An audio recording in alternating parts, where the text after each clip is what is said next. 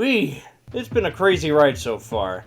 We've seen a lot of what the King of the Monsters has to offer, but Godzilla isn't the only kaiju on the block. There are many other obscure monsters such as the Magic Serpent, Rygo the deep sea monster, and more well-known monsters like Ultraman, who only had one game here in the States, and King Kong, who didn't have any games under his belt until Peter Jackson came along. Maybe one day I'll take a look at it? Maybe.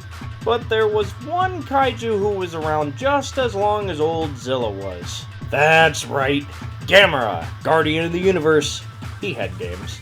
He had stuff on the Game Boy, the Super Nintendo, and one game on the PlayStation 1, and oh man, I really want to check that out, but maybe it'd be good to just check out the other games first. After all, Godzilla did get that treatment, and it'd be rude not to do the same for our turtley friend here.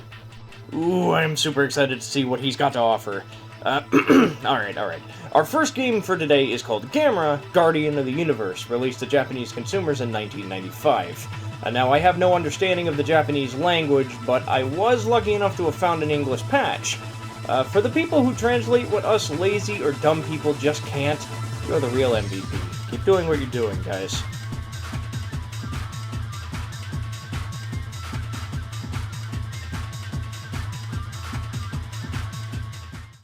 Gamera, Guardian of the Universe, takes place in Japan, of course, with a news reporter telling us that a monster battle between our Guardian and the vampiric Gyaos is about to go underway. But all I can think about is, what the fuck are you doing, dude? Get the hell out of there! You're gonna get stepped on! Or eaten! Anyway, enough about that. So we get into the game and... Whoa! What the hell's going on here? Apparently the team didn't know how to make two kaiju fight on a Game Boy, so they made a fighting game, but it's built like a turn-based RPG? Yeah, you have combos in the form of simple button presses, but the only difference is that you can take as long as you want figuring out your attacks. Oh, that's nice of them. You can press select to look up your moves, and then you just do them. Huh. The sprite work looks gorgeous for the time, and the animations are just as fun as the sprites, even though they take a lot longer to finish than the average shit. I'm honestly flabbergasted. The whole game is actually a lot of fun. You get to fight against the likes of Gyaos, Virus, and Giron, and you go through 2 rounds of fights, and that's pretty much it. I'd play more of this, but we gotta move on. Maybe later, who knows? Gamera, Gyaos Destruction Strategy is a game in the like of... Whoa. Oh, no. No! Nope! No!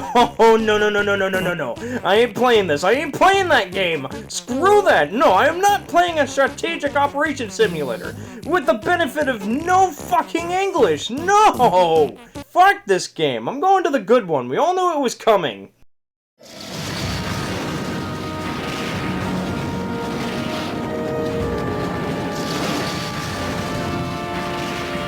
Gamera 2000. Gamera 2000 is a video game developed by Surveyor Corps and released by Daytime Digital Entertainment for the PlayStation. Unfortunately, never released in the States, only in Japan. So I'm using a ROM for this one. The story goes that Earth is once again being invaded by aliens. Again? Are they the only enemies kaiju can fight? Why not, like, zombie kaiju, or, I don't fucking know, God himself. You know what, let's have that. Gamera versus God.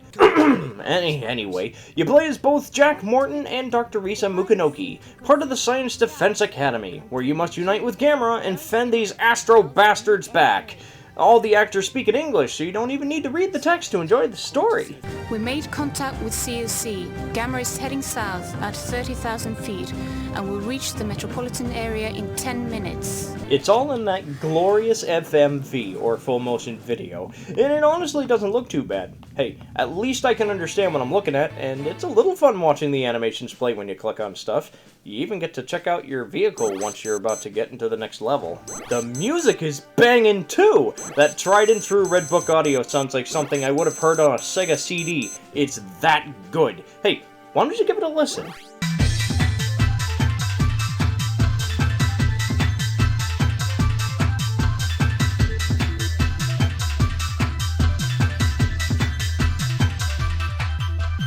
Now you would think you're just playing as a human in a plane, right? Wrong! You not only get to control the R-Wing, I mean the fighter jet, yeah, the fighter jet, but instead of charging a laser to mow maybe 1-2 enemies down, no. You got Gamera himself that has a multi-homing fireball and a spin attack that aims on tiny enemies as well as several points on a boss! It feels so good to control. It's honestly a lot like Panzer Dragoon, right down to the controls. The graphics themselves look fantastic!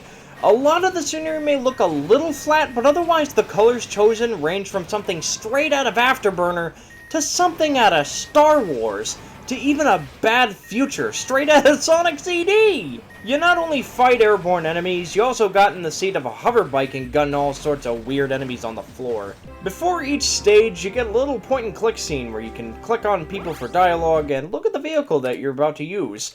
After you've fucked around enough, each stage is separated into 2 acts, and then you fight the boss. So, what kind of enemies we fighting? Well, you got your usual intergalactic baddies like enemy fighter jets, these AT-ST walkers straight out of Endor, these weird dogs in the underground, an armadillo-looking thingy,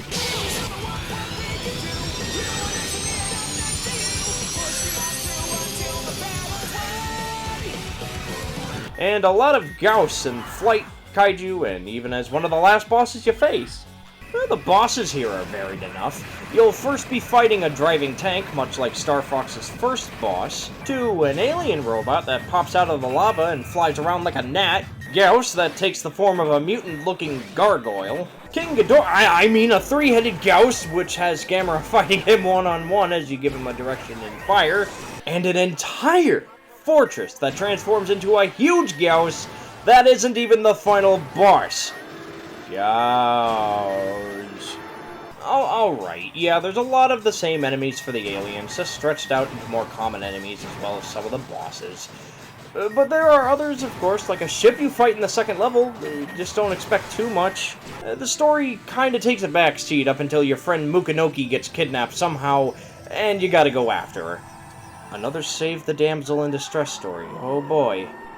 Alright, without going too deep into it, you get flung into what I can assume is a bad future for Earth, fighting random pterodactyl Gyaos as you go underground to fight sewer tentacles with eyeballs, and then back up to fight a whole legion of the flying fuck buckets.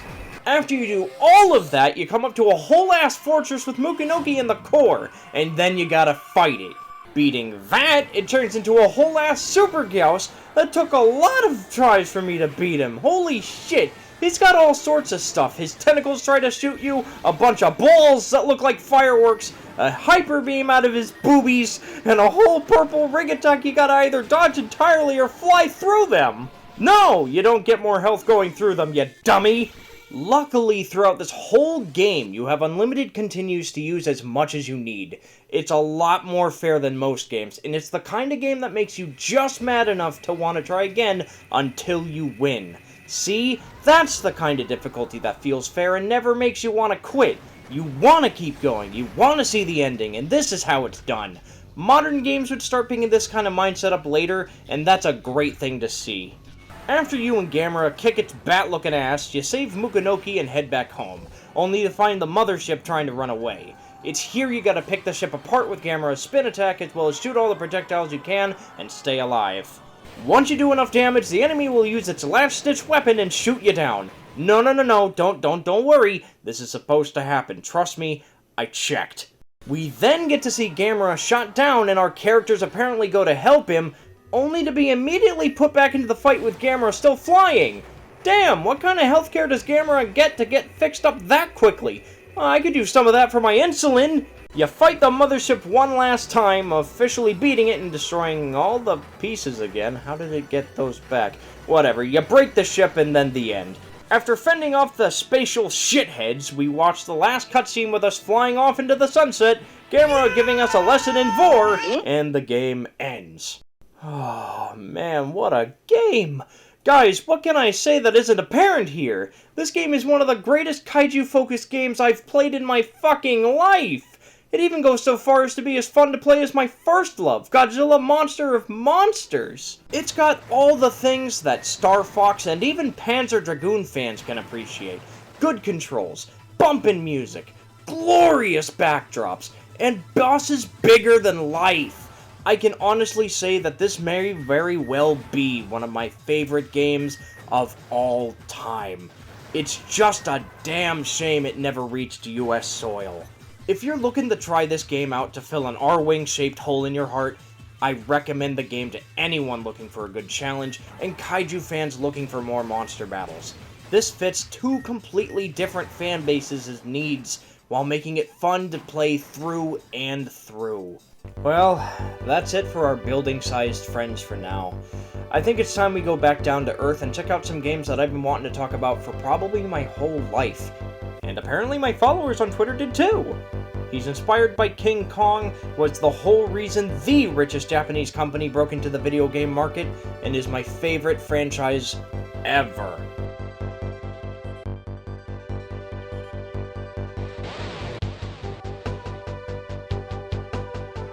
I just wanted to say thank you ever so much for getting this far in my journey to entertain all of you.